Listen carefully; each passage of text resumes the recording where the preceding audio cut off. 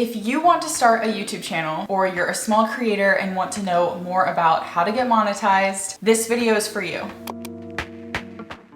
Hello everyone, welcome back to my channel and welcome if you're new. I'm here at the desk. I have my analytics pulled up, which is going to tell you everything that I made for my first YouTube paycheck. If you are only interested in certain segments of this video, I've included timestamps, so feel free to skip ahead to whichever part you want to watch. Before we dive into my channel analytics and revenue, I want to first touch on my backstory with creating a YouTube channel. I published my very first video on December 16th of 2022. Today is currently November 18th, so it has been roughly 11 months and a couple days. I ended up reaching 1,000 subscribers in, oh my gosh, I think June? Let me double check. Yes, June 20th, I ended up reaching 1,000 subscribers and that was just so crazy to me. So thank you so much to everyone who has subscribed. When I hit 1,000 subscribers, I had 2,700 watch hours and you need 4,000 in order to place ads on your videos to start making revenue. So that was June 20th and it took me until August 16th to reach the 4,000 watch hours and officially monetize my channel. I post basically one video a week. So within the whole 11 months that I've been posting, I've made about 45 videos, I believe. Why am I sweating? I'm like nervous. I still get nervous to talk to a camera and it's been almost a year. Let me first talk to the people that want to start a YouTube channel, but they're too scared, because that was me. I had wanted to start a channel for over 10 years. Since I started watching and loving YouTube in middle school, through high school, college, but I was so scared. I didn't want to deal with hate online. I didn't think that I was good enough, and I definitely dealt with a lot of self-doubt. The thing that finally pushed me to start my channel was that a very traumatic and sad thing happened in my life that made me realize how short life is. I have one shot at life and I need to make the most of it. If you want to start a YouTube channel and fear and insecurities is the thing that's holding you back, take it from someone who is like the queen of that. If I can do it, you can do it. Especially at the beginning, I constantly heard those thoughts in my head that I'm not good enough, no one's gonna watch what I'm putting out, I'm not creative enough for this, I don't know how to edit, I won't be good at this. All of these horrible lies that my brain was telling myself. I'm so glad that I didn't listen to them. And let me tell you the secret to getting over that, it's action. You have to just push yourself to film, to post that video, and then continue to do it week after week. And I can tell you, being almost a year into this, the more you do it, the quieter that voice is gonna be. I hear that voice less and less, and it's still there, but it doesn't hold as much weight anymore. Now, the question then is, well, how do I actually start? If the thing that's holding you back is your self-doubt, the biggest piece of advice that I can give to that is to write down all of the reasons why you should do it. And that's exactly what I did. I made a list of every single reason why I wanted to start a YouTube channel. And you start to realize that your list of the reasons why you should do it are so much stronger and hold so much more weight than the reasons why you shouldn't. Because generally there's a couple reasons why you shouldn't. One of the big ones is self-doubt. You don't believe in yourself and you don't think that this is something that you can accomplish. The other reason is that you think that you don't have the equipment for it. I'm sure you've heard this on many other videos, but you literally can do it with just your phone. I do use my phone anytime I'm vlogging out and about. I will use my phone to vlog because I get vlog shy. I don't really want to bring my big camera. I actually have this phone case that I can use as a tripod, and I still use this for like short form content and everything, but you can literally set it up as a tripod and film yourself. You can even turn it sideways because this just connects to it. It's basically like a magnet, but you can put it sideways and then also vlog any type of video this way. So you have no reason to not start your channel because of equipment, because stuff like this exists. If you own a phone and you can buy this, you're golden. That's all you need. If you're interested in this, I will link it down below, but please don't use that as an excuse to not start a channel. All right, I'm so passionate about that, but I hope that that helps you actually do it if that's something that you're interested in. Now, for the part of the video that probably everyone wants to watch, here we go. I'm going to take you into my analytics and show you everything that I've made from YouTube within the time that I've been monetized. Also, did I say this? I'm currently sitting at 2.5K subscribers. My goal, I'm just gonna put that out there, is 3,000 by the end of the year. So if you're not subscribed and you love lifestyle videos, 9-to-5 vlogs, reset routines, I would love it if you stuck around and helped me reach my goals. Let's get into the analytics. Let me start screen recording. Oh, I am sweating.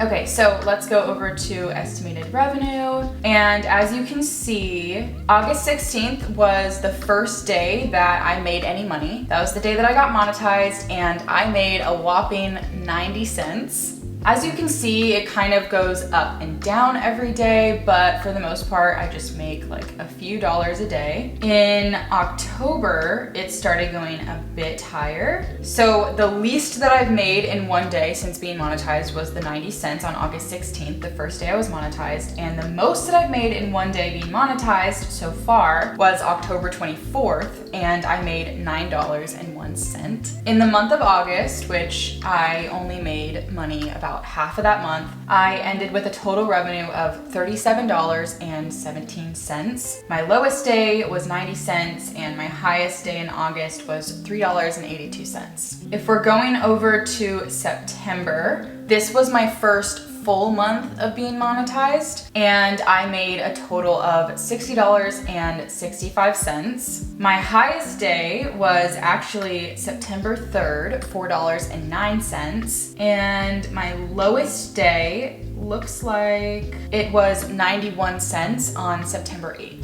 I also uploaded 4 videos in that month, which is typically what I do. October has been my highest month so far. I've only had a few months, so. October, I made a total of $119.41. I actually only got 3 videos up in October because I was traveling and everything, so that is just really crazy that that was a higher paid month than September was. It looks like the lowest I made was $1.46 on October 4th, and then the highest I made was $9.01 on October 24th. If we go to November, which is the month that we're currently in, November, I've already made a total of $77.18. The lowest I've made in a day is $2.97 on November 8th. And then the highest I've made was actually a couple days ago, November 16th, which is the last day that they've updated because they do have like a lag time of a couple days. And on that day, I made $7.92. If we put it in from August until now, just to see all of the months that I've been monetized, and we scroll down to what exactly is making me money, the video that has made me the most money is actually a video that I posted in March on my channel. So that was long before I ever got monetized. It was a 9-to-5 day in the life vlog, and it is currently sitting at around 80,000 views, which is so crazy to me. This is the video that has helped my channel grow the most. This video still gets about 400 to 500 views a day, which is really crazy. It's just been like a very steady growth. The amount that I made from this video is $115.40. My next highest earning video is trying on everything in my closet, and that's really crazy because it hasn't even been posted for a month yet. I posted it on October 22nd. It's currently sitting at about 4,900 views, and I've made a total of $42.75. The next video was a pack with me for vacation, which I also posted in October, and that made me $33.09, and it's sitting at about 4,800 views. As you can see, as we scroll down, everything's kind of just around $12. I have 3 videos that are around that. One with $9, $7, $6, $5, and just down from there. Okay, so the thing that you guys are waiting for the most, the amount that I've made in total since being monetized until now has been $294.40. And that's obviously in the span of 2.5 months. There you go.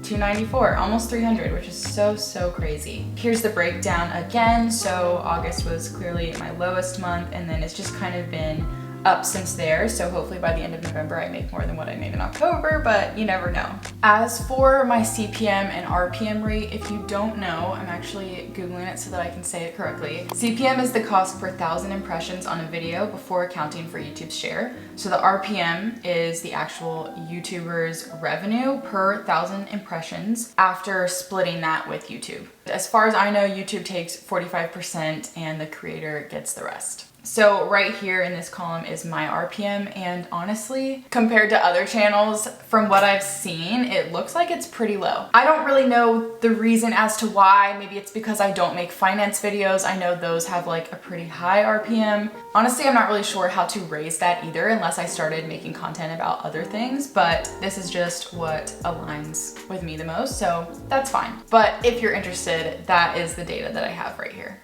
At the end of the day, if you want to start a channel, you just have to go for it. The sooner you take action, the sooner you're actually building towards your dream. And don't worry if you are a beginner, because literally everyone's first few videos are not going to be the best thing ever. They're probably going to suck, but that's okay. You just have to have patience with yourself. I told myself this. I would give myself a 50 video goal, and once I reach 50 videos, I'll start getting a little bit more picky with myself and my videos. But until then, I have to give myself a lot of grace during those first 50 videos. I haven't even made 50 yet, right? I'm at around 45, I think. So until then, I've been giving myself grace on my videos. Yes, I want to do the best I can. Yes, I do my research. I make sure that I'm creating videos that people actually want to watch. I make sure that I am learning new editing techniques and all of that. But if a video does poorly, I do not beat myself up about it. I don't scrutinize myself because I haven't even hit that 50 video mark yet. And even after that, like, I'm obviously going to be kind and gentle with myself, but